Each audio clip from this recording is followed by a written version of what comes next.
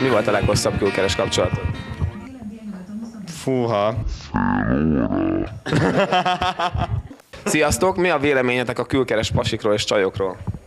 Hát jó pasik, persze, meg tök jó csajok vannak főleg. Nem nyilatkozom. Hát biztos van egy-két jó pasi, de még így nem találkoztunk nagyon velük. Hát szerintem baromi jó nők. A külkeres lányok a leggyönyörűbb lányok a világon. Szerintem igazából akárhányszor esetek a folyosón, mindig szerelmes leszek valamelyikbe, és ez mindent belefogjuk. Hát nem tudom, felebúzi, nem? Édes Istenem, ilyen intim jellegű kérdéseket feltenni pont nekem.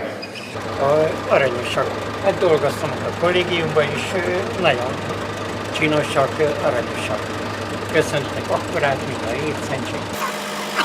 És félségben elkövetni, mennyire értékelni őket? Nem tudnánk választani.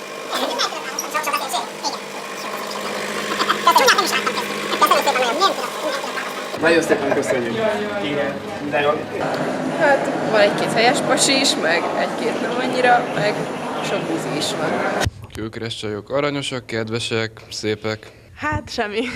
Különböző fajok vannak, mint például a picsaszőke, azok nagyon jók. Van a ilyen diszkóbajárós fehér ruhában. Igen. Hát igen, van olyan, aki csak azért jár szóba, hogy a leckét megkap.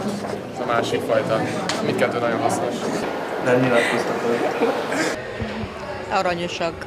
Én nekem gyereknek számít mindegyik a koromnál fogva, úgyhogy én anyai szemmel nézek rátok, úgyhogy aranyosak vagytok. Majd pénteken újítok egyet szerintem. Én szerelmes vagyok a Jakab Tomiba. A szerelmes vagyok magamba. Nem tudom. Nem is jó élmény a külkeres pasikra. Külsőleg vagy belsőleg? Hát külsőleg, igen. Szarok a külkeres pasi. Igen. nem szarok, csak mondom, kevés van belőle.